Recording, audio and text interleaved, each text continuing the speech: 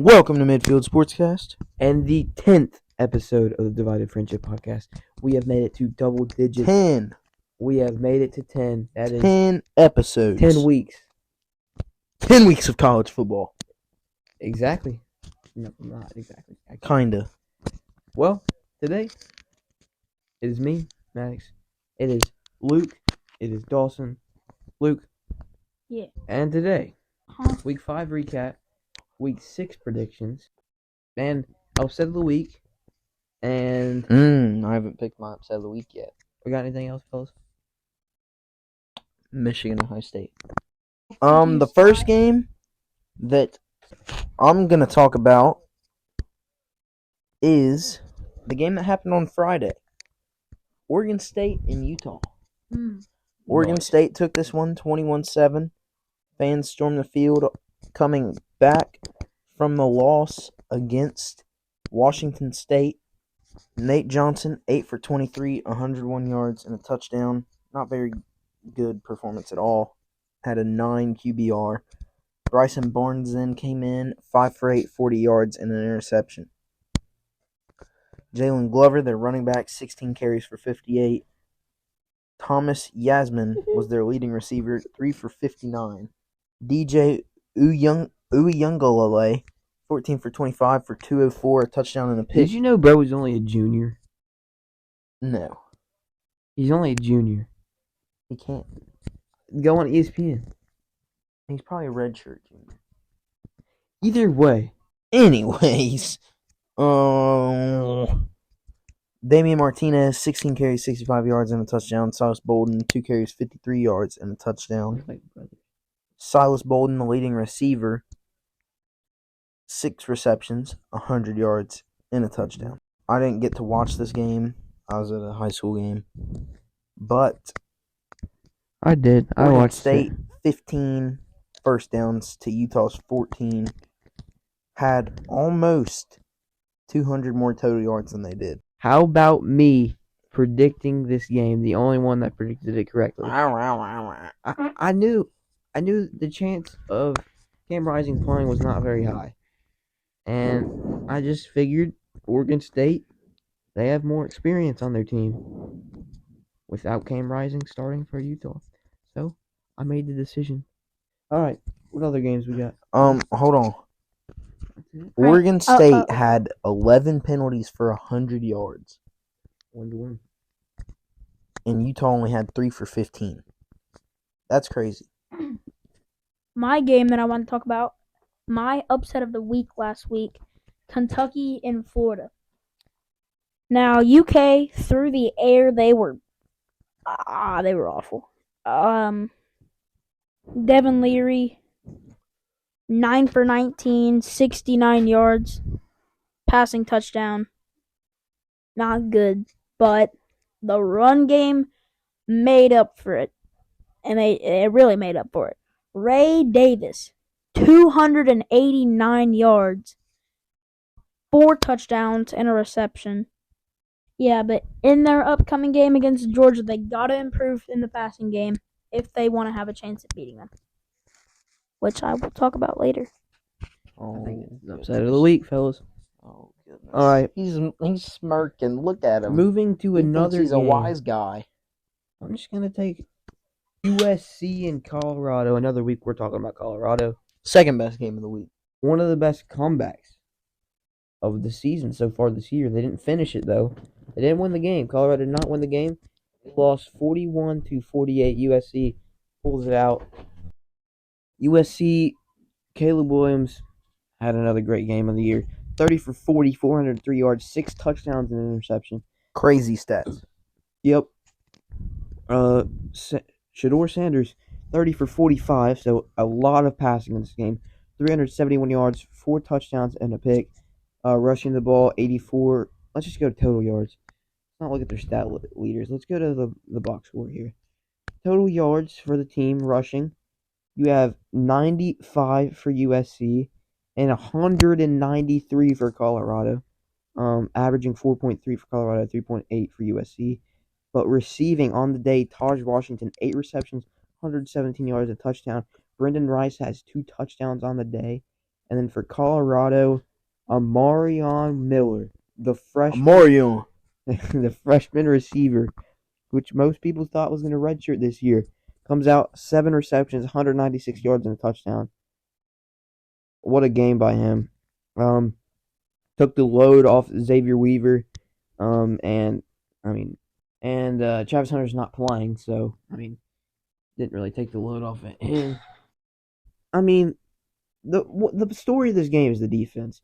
USC, their defense, like I've said since the beginning of the year, they are not winning a national title under Lincoln Riley. That guy cannot get the defense handled. He cannot. He just can't figure it out. Whatever coordinator he has, good, bad, terrible, whatever it is, they just can't figure it out. Their defense at Oklahoma, not good. Their defense at USC, not good. Lincoln Riley can't figure out defensive football, and it's going to hold him back.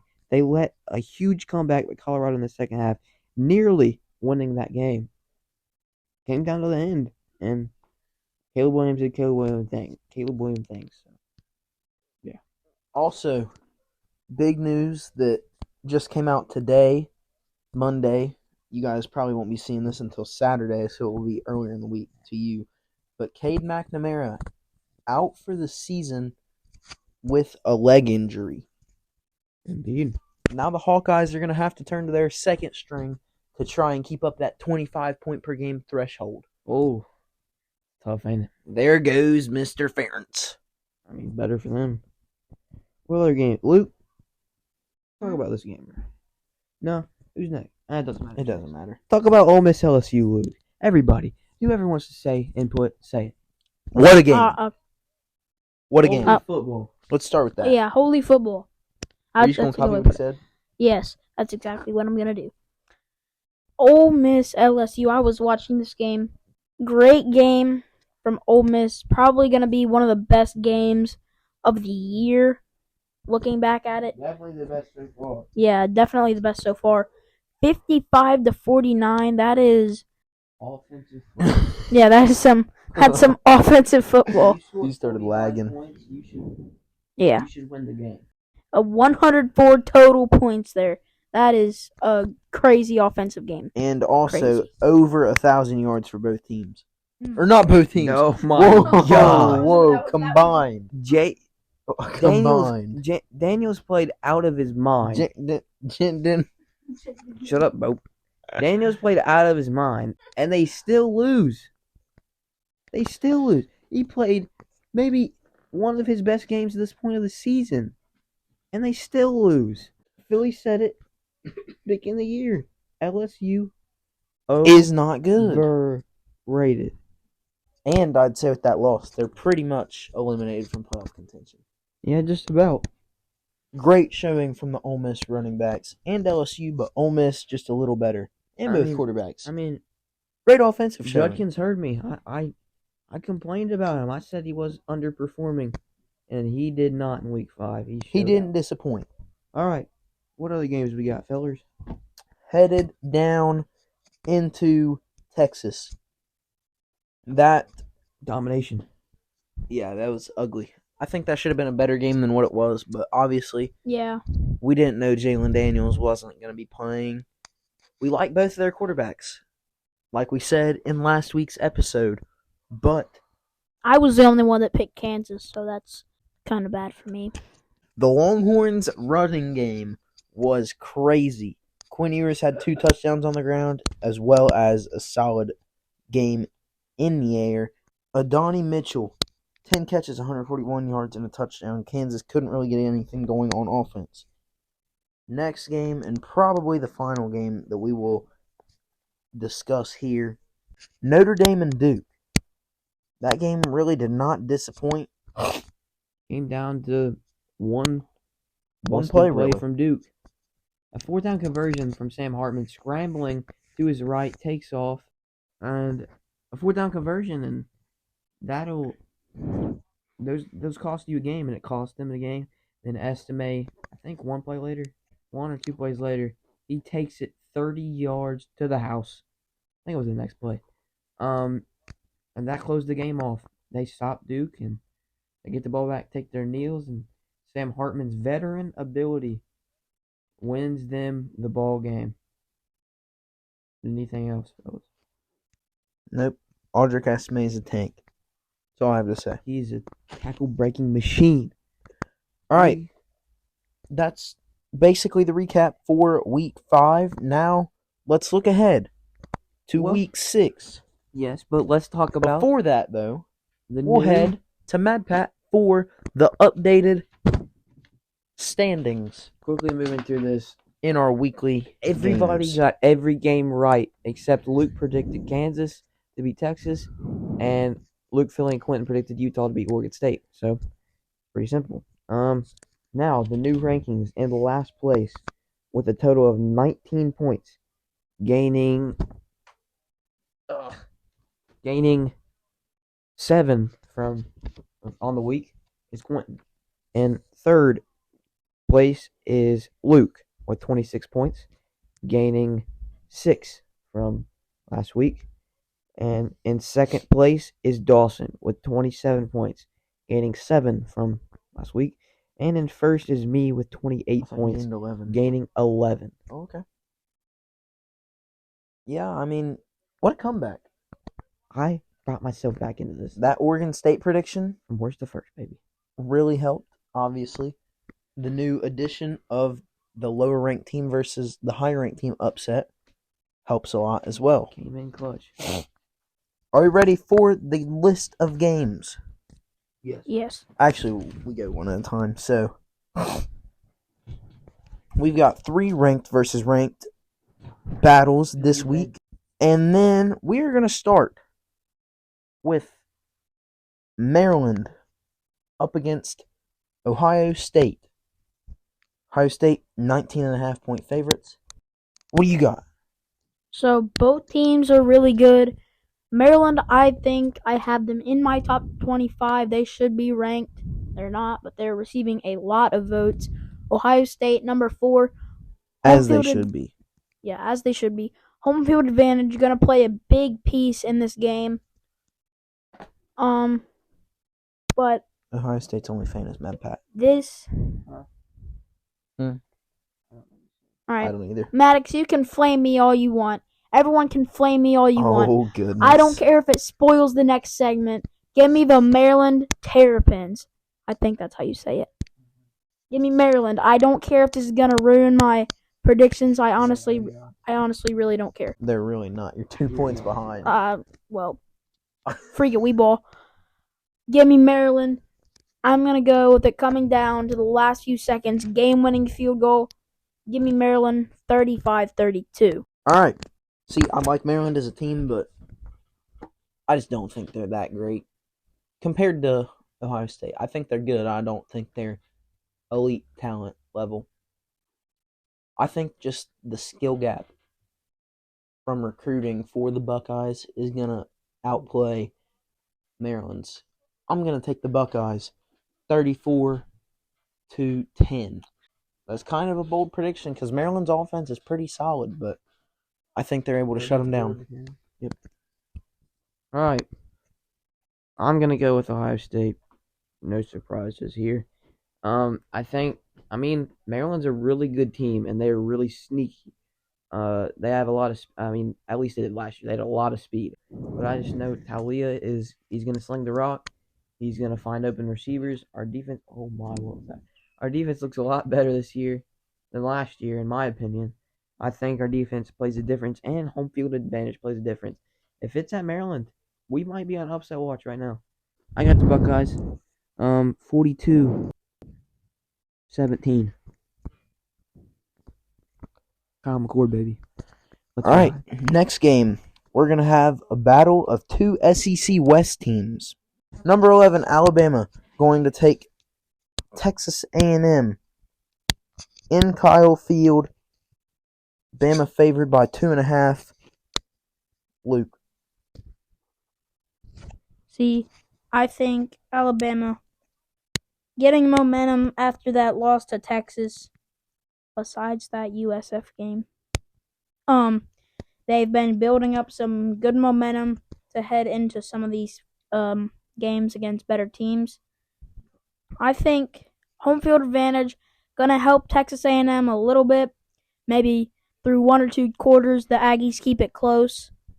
But I think Bama is going to be able to win this game fairly easily. I'm going to go Alabama 41-17. Goodness. I slightly disagree. Alabama, at home last year against A&M, barely escaped with a win. The year before that, if I'm not mistaken, Texas A&M beat them at home. Walk-off field goal. Last year's Alabama team was better than this year's Alabama team. And they almost beat them on the road. So I'm taking A&M to win this time. Jimbo's going to get that signature win for this season, which will keep him as the coach of A&M for at least another year. And then we're going to go with a score of 31-26. I'm going with Alabama. I think that it's going to be a close one, honestly. And I got Alabama winning with the final score of 23-17. Close one. And not a high-scoring one either. Notre Dame hitting the road, headed to Louisville. Number 10, Notre Dame against newly ranked 25, Louisville. Notre Dame 7-point favorites in this one. 7:30 game on ABC. Notre Dame, this is going to be their third straight game playing a ranked opponent. They've looked really good against ranked teams, only lost to 3 against Ohio State on the last few seconds. Performed really well against Ohio State. Just came off of that win over Duke, at Duke, and now they're going to be headed to Louisville. They're going to be playing at Louisville here. I don't think that that's going to make much of a difference. I think Louisville going to put up a good fight until about the fourth quarter. They're going to keep it close for the majority of the game. Then the Irish are just going to give the ball to Audric Estime a lot. Maybe even take a few deep shots with Sam Hartman. I think that is going to get them the win. I'm going to go Notre Dame getting this one on the road. 31, Louisville 21. Yeah, I think Louisville's okay, but after that showing last week against NC State, their offense was just not very good. And against this Notre Dame defense, I don't think they have what it takes. I'm going to take Notre Dame in this one by a good amount. We're going to go Notre Dame 30, Louisville 9. I also got Notre Dame winning this one. I think that Louisville has no match for Estime. Louisville played better than expected to start the year, and they're just got in the rankings, and I think they're going to fall right back out with a loss to Notre Dame. Final score of 28-10. Next game, where it will be number 21, Missouri, at home, defending their turf against overrated number 23, LSU. I just wrote it down wrong. This is a noon game on ESPN. Pretty good game coming up right here, Missouri and LSU. I think that this game is going to play out quite like the Kansas State game did for Missouri. I think Missouri going to get this win. Last second field goal. Give me the Tigers. I'm gonna go Missouri. What Tigers? Missouri. Oh yeah, they're both the Tigers. I'm gonna go with Missouri. Give me Missouri 38-35. Really said Holy crap. 38-35. Sorry. LSU, we know how I feel about LSU. But then again, Missouri, I don't think they're really good enough and deserving to be ranked. Obviously got a good win over Kansas State. took a lot out of them, though, and I think LSU's a better football team than the Wildcats are. But we're going to take Missouri 45, LSU 42 in 2 overtimes. Overtime rule coming into effect. Could he get his extra points for that? I'm going to go with LSU getting a key win here, helping them bouncing back. Getting a victory on the road at Missouri. I have LSU winning this one 38-31. All right. You said LSU, right? LSU, baby. Last game, game 5. What do we got? I mean, obviously, we had to use this one. The Red River. Where it is number 12, Oklahoma, against number 3, Texas. This is the first time I saw something earlier. Let's see if I can find it real quick. I'd like to take this time to thank you for watching this episode. We have done this for 10 weeks now, and we're having so much fun doing these podcasts. We are. Marshall. It's something we take our time. We really think it out. We do our research, and we love doing this. So if you would, hit the subscribe button, like the video, spread it, share it, everything. We want people to hear about college football because this sport is beautiful. It is. College football, and it's the last season of college football at its finest. It is. Still gonna love it, but it's not gonna be the same. I found it. This is the first time since 2011 that both Texas and Oklahoma are heading into the Red River rivalry undefeated. And honestly, that's a long time. It has not meant really anything. Most of the games the past couple years, besides last year, have been insane. Obviously, you have that signature game for Caleb Williams where he came in for Spencer Rattler. Brought the team back. Then you got the just the games where it's just touchdown Texas, touchdown Oklahoma. The Baker Mayfield games, touchdown. You know what I'm talking about. Which is also the last time these teams will be meeting as a Big 12 school. Ooh. Very sad to see. End of an era for sure. Yep. But we got to get our predictions on this one. Luke, what are you thinking? All right, I think this is going to be a very interesting game. Going to end up being probably a top 5 game at the end of the season. Red River Showdown. Red River Rivalry. Red River Rivalry. We've got number 12 Oklahoma, number 3 Texas. I think that this game is going to go to 5 OTs. What? I think that this is going to be Bro just saw my overtime prediction and tripled it. Incredible game. That's not math at all. No, it's not. I think how many injuries you gonna have? That the Sooners of Oklahoma can't get it done, and the Longhorns gonna pull away in a high-scoring battle, 56-53. Gimme the Texas Longhorns. Horns up, baby.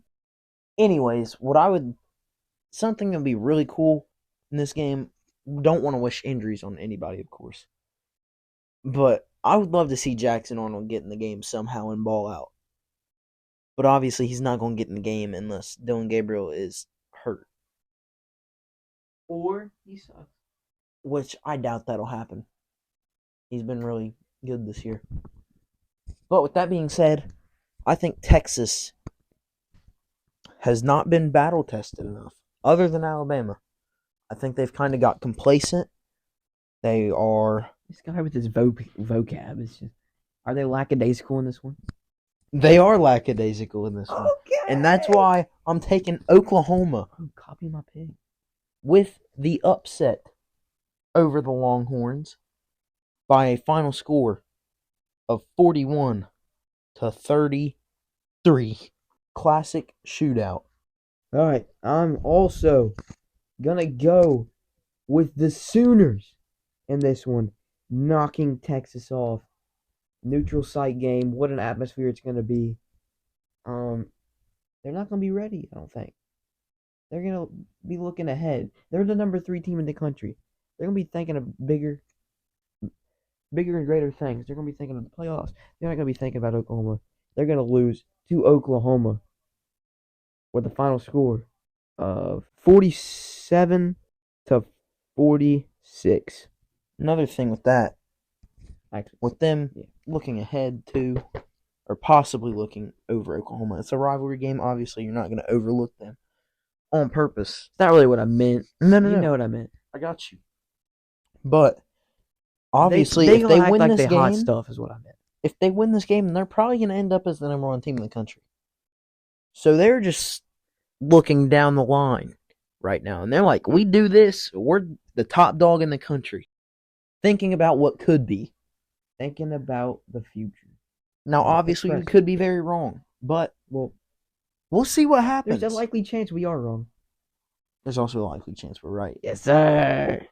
All right, next up, we have Upset of the Week. I haven't got one. I don't either. So, Luke, you start us off. All right. I already explained my upset team of the week, or I spoiled it at least earlier in the podcast, so I'm not going to say much about it. I am going with Maryland over Ohio State. Some may call me biased. And that I probably am being biased and I'm not even noticing it. I think that the Terrapins are a really good and sneaky team. Let's look at these key wins right now. 42-14 win over Virginia, 31-9 win over Michigan State, 44-17 win over Indiana, and then nobody really cares about the wins against Charlotte and Dawson. But I think that they're going to come into this game. Ohio State coming off that bye week, you're going to be well rested, but this game's going to be a wake-up call for the Buckeyes coming off that bye week. I think that they are going to be shocked. They're going to come into this game thinking they have an easy win, but Maryland is going to stand their ground. They're going to fight hard, and they're going to come away with the win. Let me go next, fellas. This was coming down to 2 games. It was either going to come down to the UCLA Bruins and the Washington State Huskies, or the Wyoming Cowboys and the Fresno State Bulldogs. Yeah, Bulldogs. So, is that who you're picking? In this one, I'm picking Wyoming over Fresno State. Okay. Not a huge upset, but it's definitely an upset. The 24th ranked team in the country losing to Wyoming. Wyoming's pretty decent. They're 4-1 this season. The one loss to Texas. And I think they get it done against Fresno State at home. And yeah, that's my pick. Wyoming. Upset I will be taking that it still is kind of random. I'll be taking Marshall over NC State. I like that. I was considering UCLA, Washington State, but I think Marshall has a better chance. UCLA actually the favorite in that They game. are. That surprised me. You know what else surprised me as I was looking through those games? What? Texas Tech and Baylor are even. There's no favorite. Interesting. It says even. It does, doesn't it? It does, doesn't it? On to the final segment. Oh. The Ohio State. Well, not recap. The Michigan recap and preview and the Ohio State preview. You go first. Let me go first because I got less to talk about. Preview Maryland. They're a really decent team. They're undefeated. Going undefeated to start the year, I get you haven't played good teams. Not a lot of people have. But going undefeated is still difficult in college football. It is a task that few teams can do. And right now, there's not very many undefeated teams left. There's less than 20 undefeated right now. But I think that Maryland is going to come out and test our secondary. And I think the secondary will handle it fairly good. Ohio State, one of only 3 teams that haven't allowed a play over 40 yards this season. That was the difference last year in Ohio State's games. Big plays. Is This year Michigan they're one of the limiting it. other ones? I don't know. Probably. Oh. They didn't list it. I just saw it on Ohio State account. Oh. All right, we look at here. Talia, 111 for 169. He's attempted 169 passes. McCord has only attempted 113. He has 1,464 yards. That also means Michigan probably was a team. McCord, 1,055. 6 touchdowns for Kyle McCord. 13 touchdowns for Talia. 3 interceptions for Talia. 1 for McCord. Hemby, sorry. Wimbenyama. Hemby has 309 yards. Andy, 295, 5 touchdowns. On less carries. Henderson, a better back in this game, in my opinion.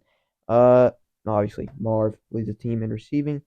Does he now? Yes, he does.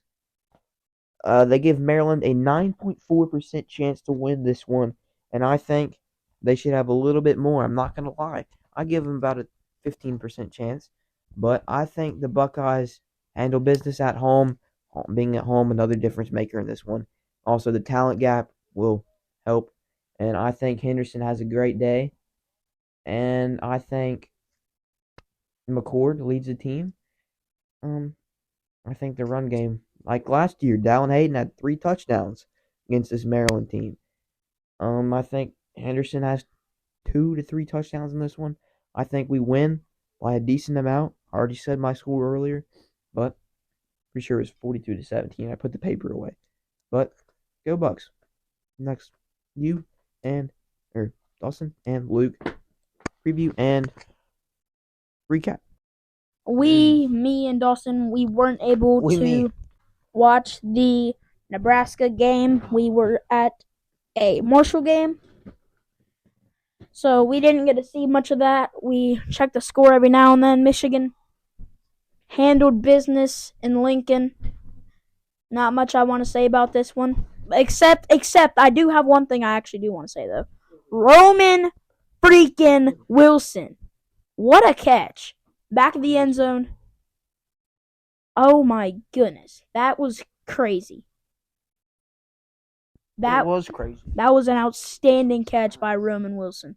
And he is starting to show that he is a top 10 receiver in college football at the moment.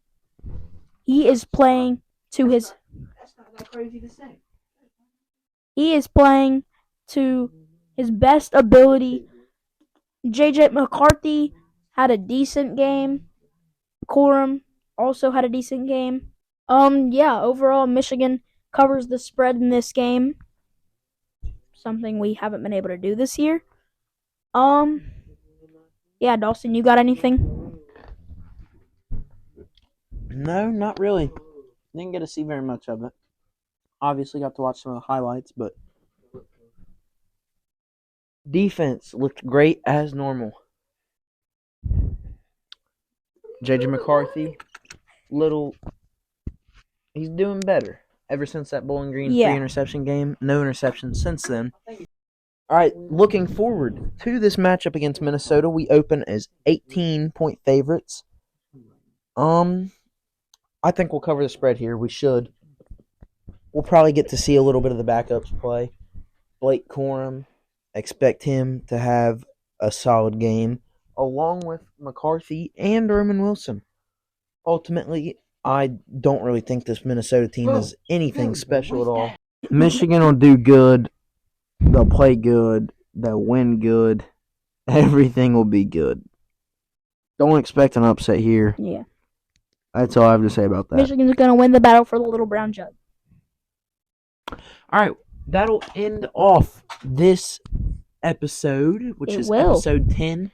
It will, in fact. We thank you all for listening all the way through, if you're still here. And we will catch you on the next podcast.